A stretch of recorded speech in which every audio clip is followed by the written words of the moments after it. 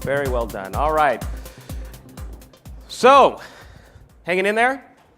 Kind of starting to feel like the home stretch, except we're going to give you one more break pretty soon. We expect you to come back, though. Please come back. All right. Wi-Fi still good? Okay, good, because I need to put it to the test. So, yesterday you received a copy of this bad boy, The End of Business as Usual. And look at that, product placement. I know the boss. So, I need your help, though. I have been on stage working with you, and I have neglected to market myself.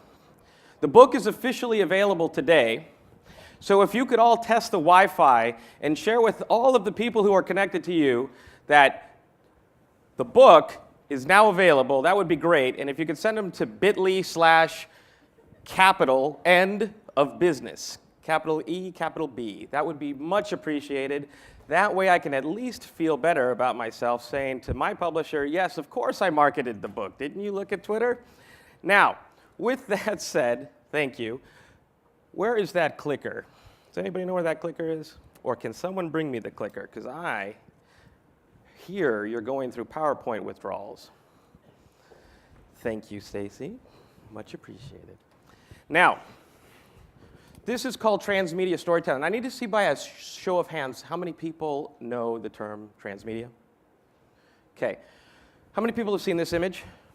Okay, this tells a story. It's an infographic. It's a poster. It's a PowerPoint slide, probably in every social media conference ever. It's also a breakfast cereal now. And some of the things that I've done with Jess 3, who's joining us here in a second, has brought brands, brought stories to life visually. That's only part of it. Jess 3 has also used Foursquare and displays to use the human connection, the real world, combining virtual and offline together. Now, one of my folks here that I really wanted to make it but couldn't is Hugh McLeod at Gaping Void at Twitter. He did this for Microsoft, the Blue Monster. The Blue Monster was also marketed for Microsoft on bottles of wine and on human beings. I want to shoot to a video, if we could, that tells the story of ESPN and ratings, and this is also produced by Jess 3, and then I'm going to walk these folks up here so that we could talk a little bit about transmedia storytelling. Let's roll the video. Center.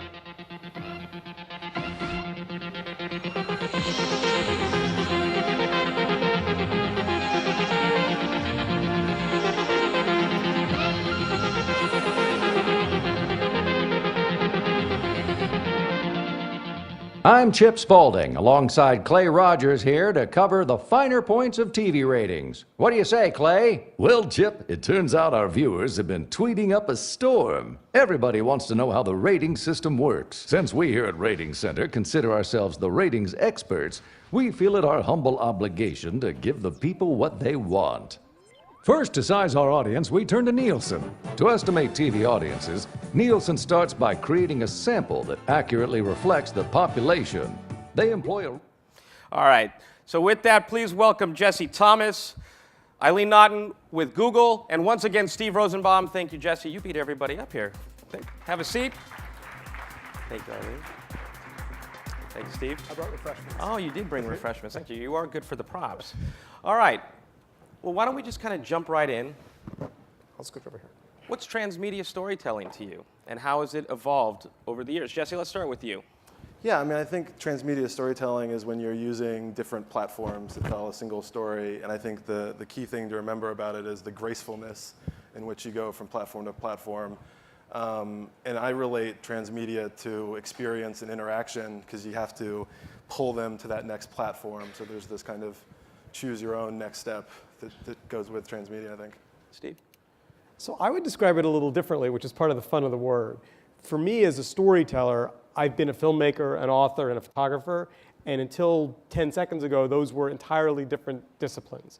They had different platforms, they were marketed differently, they had different audiences, and in the world that we're now arriving in, they essentially all knit together in an interesting way. So for me, being able to tell a story with a mix of text and video and stills is really exciting, and it's a brave new world. Eileen? So just to add to it, I think when it works well, it's pretty seamless and authentic. The toss between a YouTube video and a tweet, or a tweet and a Facebook sharing behavior is seamless. And so storytellers and brands who understand this can exploit the unique characteristics of each platform, whether it's TV, out of home, the packaging on Philadelphia cream cheese, what have you, and integrate the core messages in each platform in a way that's germane to that platform. It's so well said, because each one of the networks, each one of the channels has its own unique culture, right? The conversations, the engagement that are in there. I think so. There's a lot of talk right now. You probably heard it's called brand journalism. It's this idea that brands are now becoming content creators. But at the end of the day, though, as a good friend of mine, Peter Guber, just wrote in his book, Tell to Win, he talks a lot about, it's not just about content, it's about telling stories. And as you said, telling stories in a way that is germane to each one of the networks, but more importantly, in a way that does something that content really isn't designed to do, at least with its DNA. And that is, number one, be engaging, and two, be shareable. And that is, I actually believe, where the future I lies. disagree. Content's always been engaging. Books are engaging. You share books. It's just a new evolution of a consumer behavior that takes advantage of a digital life that we lead, right? So what do you think so many people who create content miss that mark? Look, there are a lot of people, there are a lot of content creators who are stuck in their model, right? But there are genius creators who are taking full advantage of the digital platform today, who are brands. Lady Gaga, you know, she's a brand who has figured out how to own her entire connection to consumers through the digital web and video, and fan base and commenting and tweeting to them. She's genius. I mean, keep in mind that the people that made content historically had a certain personality type. They said, I'm going to tell you a story, it's going to have a beginning, middle, and end, and hopefully you'll get to the end, but it's my story and I'm telling it to you.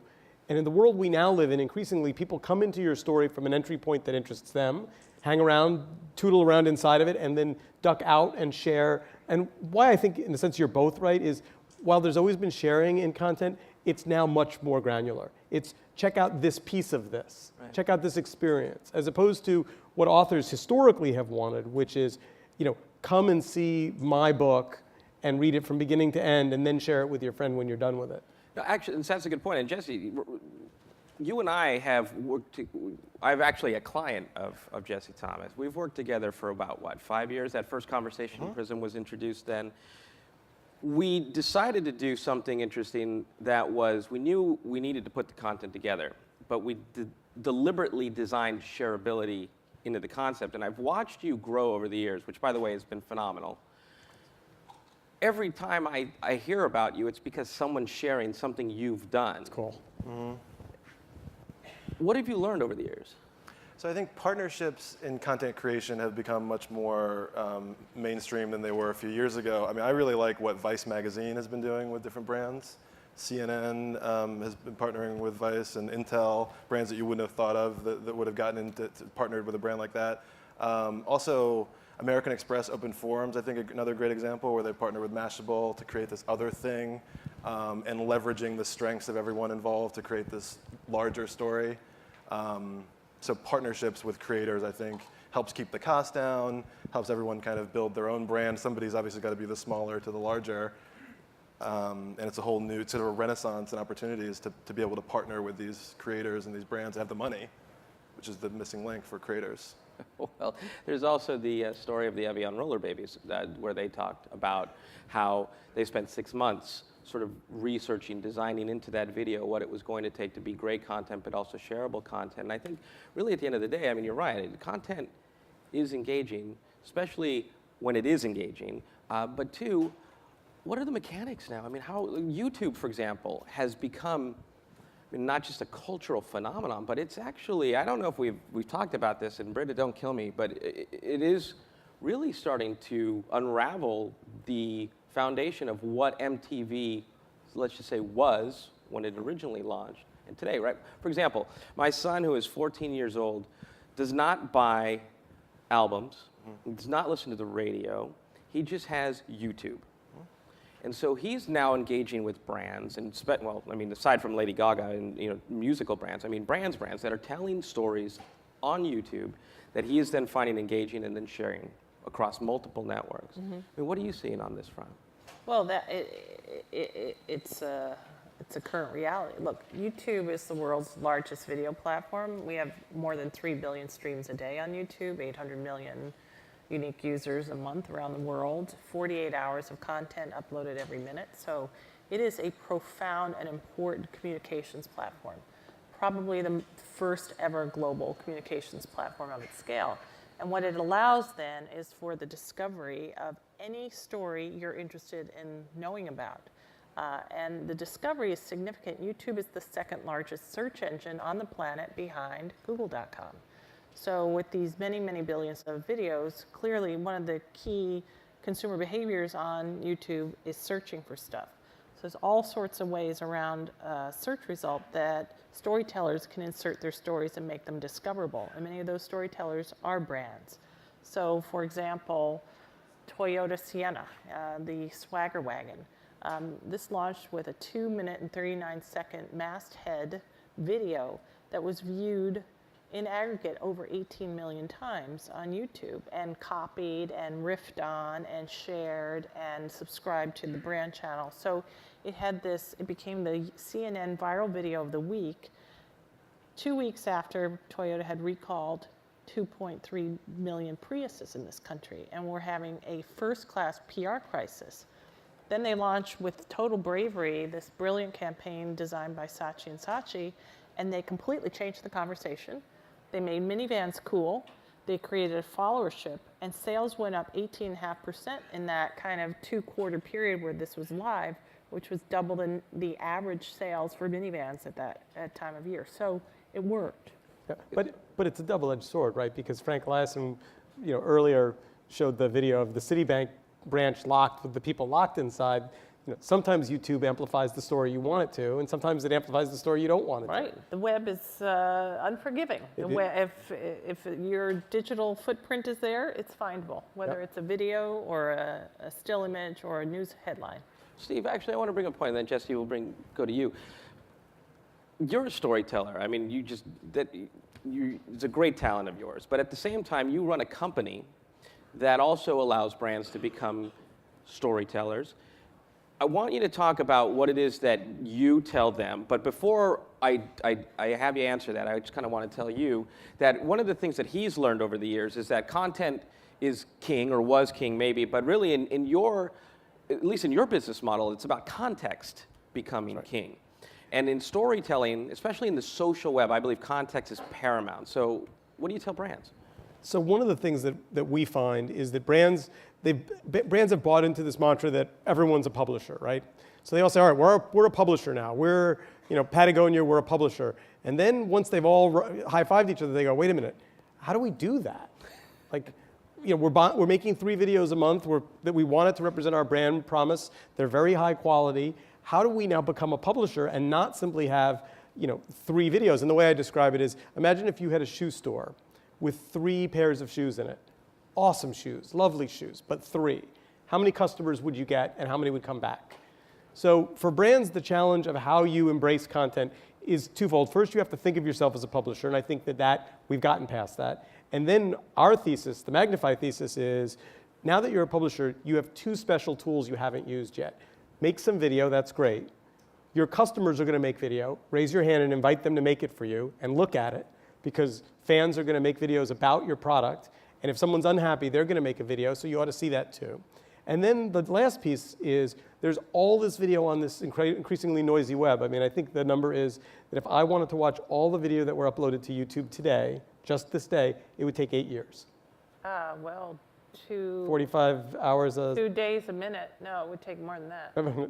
You'd have to do the math, but yeah. So in 150 hours, 150 million hours of video consumed on Facebook. YouTube video consumed on Facebook every day. Yeah. So our thesis is, in an increasingly noisy world, what brands get to do is say, we're going to organize a conversation. we're going to put up some videos of ours, we're going to ask you to make some, and we're going to curate those, but we're also going to look at the wider web, and we're going to bring in the best of the best.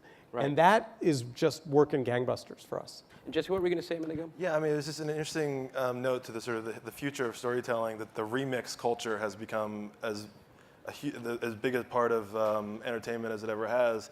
You know, YouTube provides not only the means for you to grab a video down that you're going to remix, but also to put it back up, comment, and link back. So it's this amazing single source for remix culture. It's really empowered a whole sort of generation of remixes. Well, I mean, it takes the idea of transmedia and doesn't just make it shareable, it makes it interactive, right? And then viewers actually become stakeholders, and once they're stakeholders, and then they're brand ambassadors, and then it's such a tremendous opportunity for brands, and it doesn't just go across video, right? It can go infographics, it can go on posters.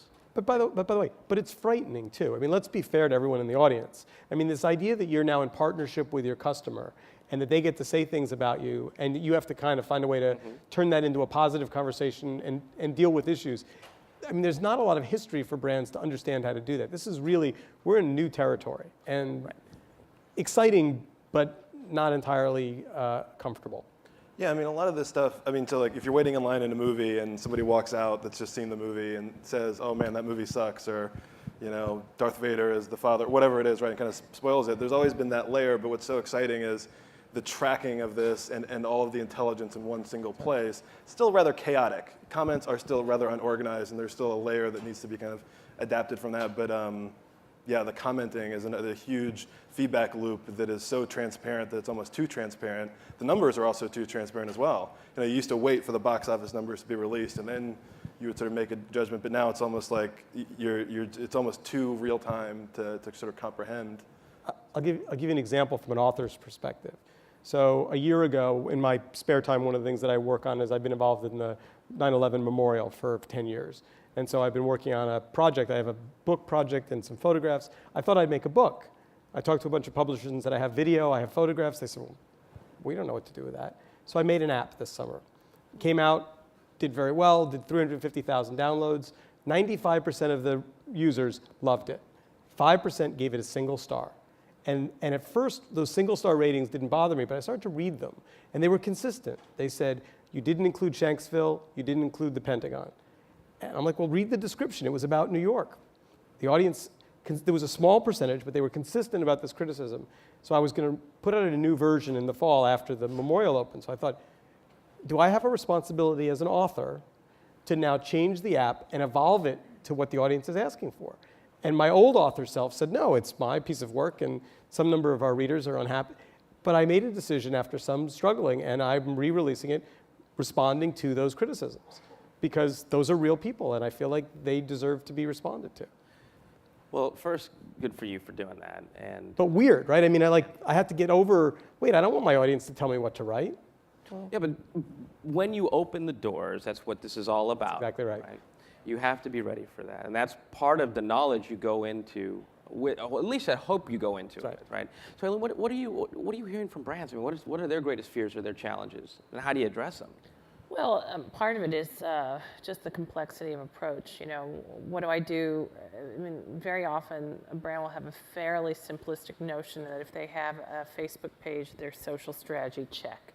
And if they have some of their videos on YouTube, their video social strategy, check.